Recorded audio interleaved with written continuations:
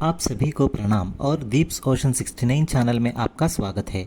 आज हम एनपीएस और यूपीएस के बारे में जानेंगे। इस वीडियो को आखिरी तक ज़रूर देखिएगा। पहले एनपीएस और यूपीएस के विशेषताएं जानेंगे। एनपीएस माने नेशनल पेंशन सिस्टम है और यूपीएस माने यूनिफाइड पेंशन सिस्टम है।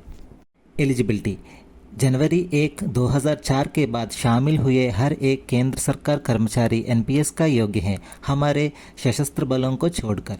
और अप्रैल 1, 2025 में एनपीएस में अंतर्गत हर एक केंद्र सरकार कर्मचारी यूपीएस के योग्य हैं।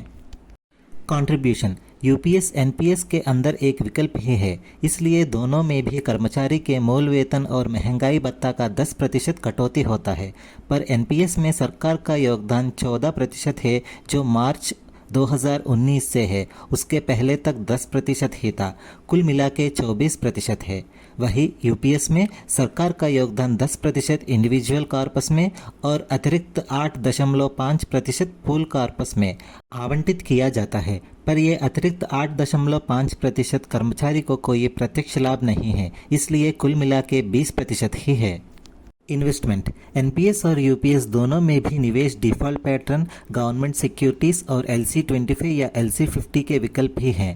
पर एनपीएस डिफ़ॉल्ट पैटर्न में इक्विटी 15% है और वही यूपीएस में 35% तक है। अगर आप में किसी को LC25 या LC50 के बारे में जानना है तो वीडियो के एंड कार्ड में दिए गए वीडियो को ज़रूर देखिएगा। अभी मुख्य मुद्दा पेंशन।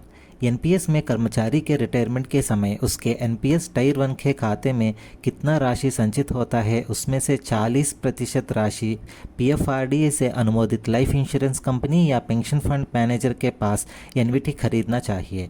माने 40% राशि उनको देने से कर्मचारी के रिटायरमेंट के समय के ब्याज दरों के अनुसार 6 से 8% के बीच नियत करके उस रकम को हर महीना कर्मचारी के बैंक अकाउंट में जमा किया जाता है। ये निश्चित रकम है और कभी भी नहीं बदलेगा और इसमें कोई न्यूनतम पेंशन की गारंटी भी नहीं है। वही यूपीएस में 25 साल के सेवा पूर्ण किए कर्मचारी का रिटायरमेंट के तुरंत पहले 12 महीनों की एवरेज मूल वेतन का 50% माने आधा रकम और उस पे पाए गए महंगाई भत्ता पेंशन के रूप में मिलेगा। इसमें नियम के अनुसार न्यूनतम 10 साल की सेवा किए कर्मचारी को न्यूनतम 10,000 की पेंशन फिक्स किया जाएगा। लमसम विथड्रॉल: एनपीएस में कर्मचारी के रिटायरमेंट के समय उसके एनपीएस टायर 1 के खाते में राशि का 60% रकम वापस निकाल सकते हैं और ये टैक्स मुक्त भी है। वही यूपीएस में लमसम मने कर्मचारी के आखिरी महीने के मूल वेतन और महंगाई भत्ता का 50% कर्मचारी के सेवा को 6 महीने के अवधि के रूप में गणना करके दिया जाता है। इन सब की गिनती हम बाद में उदाहरण में देखेंगे।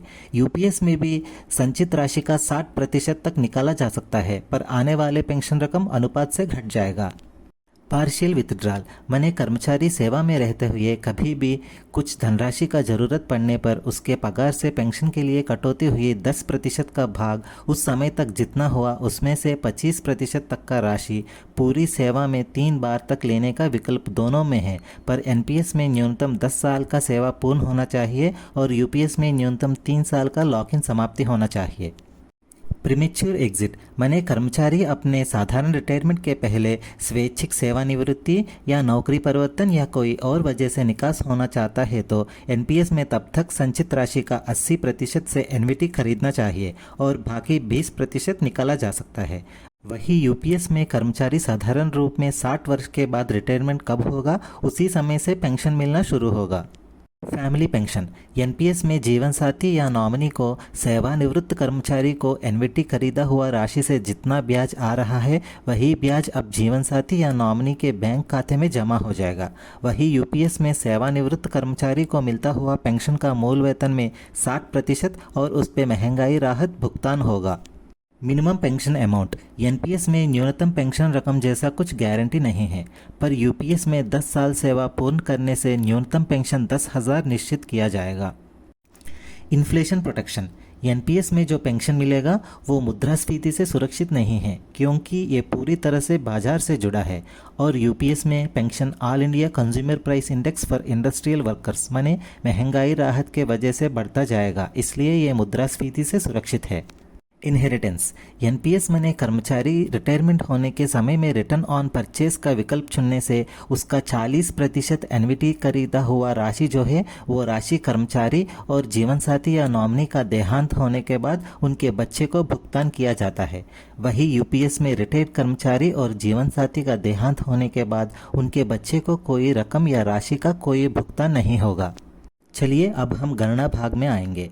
7वीं सीपीसी वेतन मैट्रिक्स के अनुसार level 1 1800 grade pay, level 4 2400 grade pay और लेवल 6 4200 ग्रेड पे का उदाहरण लेके गणना करेंगे। ये तीनों मामलों में कर्मचारी उस लेवल में ज्वाइन होकर 25 साल सेवा पूर्ण करने का और हर साल 3% वेतन वृद्धि और 5% महंगाई भत्ता का बढ़ोतरी मान के चलेंगे। 25 साल की सेवा में आवश्यक 2 वेतन आयोग होगा, पर हम उसे ध्यान ना देते हुए गणना करेंगे। लेवल 1 1800 ग्रेड पे का प्रारंभ मूल वेतन 18,000 है और उस पे प्रस्तुत महंगाई भत्ता 55% माने 9,900, कुल मिलाकर 27,900। इसमें कर्मचारी का 10% कटौती माने 2,790 और सरकार का योगदान एनपीएस में 14% 3,906। वही यूपीएस में कर्मचारी के जैसे ही 10% माने 2,790। यही प्रोजेक्शन हम 25 साल तक करके देखेंगे। रिटायरमेंट के समय कर्मचारी का योगदान रकम 17,50,500 और सरकार का योगदान एनपीएस में 24,50,700। वही यूपीएस में कर्मचारी के जितना ही 17,50,500। कुल मिला के एनपीएस में 42,01,200 और यूपीएस में 35,01,000। ये पूरा रकम केवल योगदान ही है, बिना किसी रिटर्न्स के। अभी हम सीधा पीएफआरडी के एनपीएस वेबसाइट में दिए हुए आधिकारिक कैलकुलेटर में यही पैरामीटर लेके कैलकुलेशन करके देखेंगे। कर्मचारी और सरकार का योगदान मिलाकर 24% है ना, मने हमसे लिया गया मामले में 2,790 और 3,906, कुल 6,696, पर हम 6,500 ही डालेंगे। रिटायरमेंट उम्र 60 वर्ष तक माने 25 साल का सेवा अवधि योगदान करेंगे। रिटायरमेंट के समय 60% लमसम विथड्रॉल करेंगे। एनुअल इंक्रीज माने हर साल हम योगदान रकम कितनी प्रतिशत से बढ़ाएंगे। हम हर साल 3% इंक्रीमेंट और साल में 2 बार डीए माने एवरेज 5% डीए, कुल 8% बढ़ोतरी रखेंगे। एवरेज रिटर्न डिफ़ॉल्ट पैटर्न में कर्मचारी को कम से कम 9% अपेक्षा कर सकते हैं। बहुत सारे यूट्यूबर्स 10 से 14% लेके कैलकुलेट करते हैं, पर हम सबसे खराब मामले को लेके ही कैलकुलेट करेंगे। एनविटी मिनिमम 40% फिक्सन है ना, और एनविटी पे रेट ऑफ इंटरेस्ट अधिकतम 6 से 8% के बीच ही हो सकता है। हम लीस्ट 6.5% ही लेंगे। अब कैलकुलेट बटन क्लिक करते ही पूरा कैलकुलेशन ऐसे डिस्प्ले होगा। देखिए यहाँ पूरा योगदान 55,37,000 है और रिटर्न्स 83,18,000 है।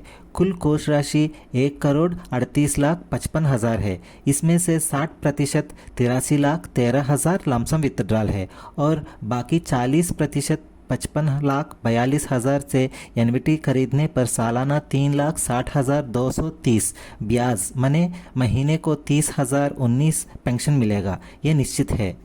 अभी हम इसी मामला यूपीएस में कैलकुलेट करेंगे। लमसम विथड्रॉल महीने वेतन का 1/10वां हिस्सा है ना। इस मामले में आखिरी महीने का वेतन 1,03,75 माने 10,038 और 25 वर्ष की सेवा का शर्त भी पूरा हो गया, तो साल में 6 महीने का अवधि में कैलकुलेट करें माने 25 × 2 टोटल 50। इस प्रकार 10,038 × 2 टोटल 5,01,900 लमसम विथड्रॉल। और यूपीएस में 50% पेंशन का शर्त 25 वर्ष की सेवा भी हो गया है, इसलिए यहाँ 50% पेंशन को योग्य है। कैलकुलेशन के लिए आखिरी 12 महीनों की एवरेज माने औसत मूल वेतन 35,950, उसमें से 50% माने 17,975 और उस पे तब का डीए या डीआर इस मामले में 175% माने 31,456 को मिला के पूरा पेंशन 49,431। अभी आधिकारिक यूपीएस कैलकुलेटर में यही पैरामीटर्स लेने से देखिए, मूल वेतन 65,000 और उस पे डीआर पेंशन के रूप में और लमसम 8,18,000 दिखा रही है। वही 60% फाइनल विथड्रॉल रखने से 24,000 मूल वेतन और उस पे डीआर पेंशन और फाइनल विथड्रॉल रकम 59,30,000 दिखा रही है। यहाँ नीचे ग्राफ देखने से जीवन प्रत्याशा जैसे जैसे बढ़ता है वैसे यूपीएस डीआर की वजह से लाभदायक होता जा रहा है। वही एनपीएस में फ्लैट लाइन माने वैसा ही रहेगा, कोई लाभ नहीं और मुद्रास्फीति को हरा भी नहीं सकते। यहाँ एक विषय पर ध्यान दीजिए, एनपीएस में 60% लमसम विथड्रॉल रकम 83,13,000 कर्मचारी रिटायरमेंट होने के बाद न्यूनतम 7% रिटर्न देने वाले एफडी या किसी और में निवेश करने से सालाना 5,81,910 माने महीने का 48,493। अतः एनविटी पेंशन रकम 30,019 और ये ब्याज रकम 48,493, कुल मिला के 78,512 मिलेगा। इसी प्रकार 2,400 ग्रेड पे कैलकुलेशन शीट चाहने वाले वीडियो को एक बार पॉज करके स्क्रीनशॉट ले सकते हैं। वैसे ही 4,200 ग्रेड पे कैलकुलेशन शीट भी है। आइए हम अभी यूपीएस में कुछ भ्रम के बारे में जानेंगे।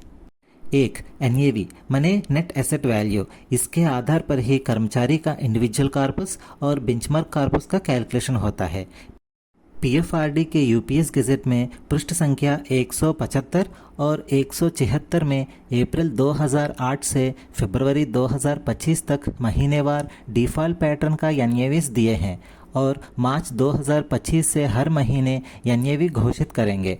पर वो कैसे कैलकुलेट कर रहे हैं मुझे तो समझ में नहीं आया, क्योंकि जहाँ तक मैंने देखा है उनमें से प्रस्तुत वो एनएवी से डिफ़ॉल्ट पैटर्न में रहने वालों की किसी की एनएवी यूनिट से मैच नहीं हो रहे हैं।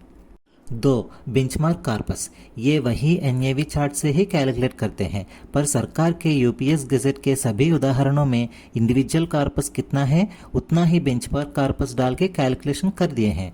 कुछ क्लैरिटी नहीं है।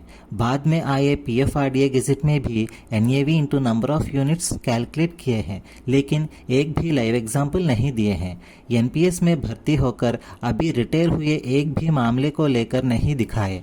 वैसे करने से हमें आसानी से समझ में आ जाता और बेंचमार्क कॉर्पस से इंडिविजुअल कॉर्पस कम होने से पेआउट अनुपात में कम हो जाएगा या कर्मचारी को शेष रकम उसमें डालना होगा।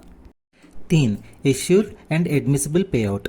इश्यूड पेआउट माने कर्मचारी के सभी सेवा शर्तें पूरा होने से आए पेआउट रकम है और एडमिसिबल पेआउट माने कर्मचारी उसके इंडिविजुअल कॉर्पस में से 60% तक फाइनल विथड्रॉल लेने से पेआउट अनुपात में कम होकर आने वाला रकम है। 4, पे कमीशन इफेक्ट। रिटायरमेंट के बाद पेंशन के ऊपर आने वाले पे कमीशन का प्रभाव पर कहीं पे जिक्र नहीं है, यही सबसे बड़ी कमी है। स्पष्टता देते तो अच्छा होता। 5, OPS option in case of death. NPS में कर्मचारी सेवा के दौरान मौत हो जाती है तो उन्हें ओपीएस चुनने का सुविधा है। कर्मचारी पहले ही वह विकल्प देना चाहिए, पर यूपीएस में वैसा विकल्प है कि नहीं पता नहीं। 6, ग्रेच्युटी। शुरुआत में सरकारी गज़ेट में या कहीं और यूपीएस में कर्मचारी को ग्रेच्युटी योग्यता है कि नहीं जिक्र भी नहीं किया, पर हाल ही में आरटीए रिप्लाई में यूपीएस एनपीएस के भीतर एक विकल्प ही है, इसलिए एनपीएस जैसे ही यूपीएस में भी ग्रेच्युटी है करके रिप्लाई दिए हैं। योग्य कर्मचारी कोई भी यूपीएस विकल्प देना हो तो कट ऑफ डेट 30 जून 2025 है। इसके पहले कोई विकल्प ना देने से वो यूपीएस विकल्प के बिना एनपीएस में चालू रहने का माना जाएगा। हाँ, आप क्या चुन रहे हो, एनपीएस या यूपीएस? नीचे कमेंट जरूर कीजिए। बहुत सारे यूट्यूबर्स और इन्फ्लुएंसर्स एनपीएस वर्सेस यूपीएस पर बहुत से वीडियो बना चुके हैं, लेकिन कुछ आवश्यक विवरण छोड़ दिए हैं। कुछ लोग तो बस व्यूज़ के लिए गैजेट आने के पहले से ही कौन सा श्रेष्ठ करके वीडियोस बना दिए, पर इस वीडियो में अधिकतम विवरण है। यदि आपको मेरा प्रयास अच्छा लगे तो कृपया लाइक कीजिए, उससे ये वीडियो और कुछ ज़रूरी लोगों तक पहुँचेगा। आपके सहकर्मी और दोस्तों को शेयर कीजिए, हो सके तो चैनल को जरूर सब्सक्राइब कीजिए। वीडियो देखकर समर्थन करने के लिए आप सबको बहुत धन्यवाद।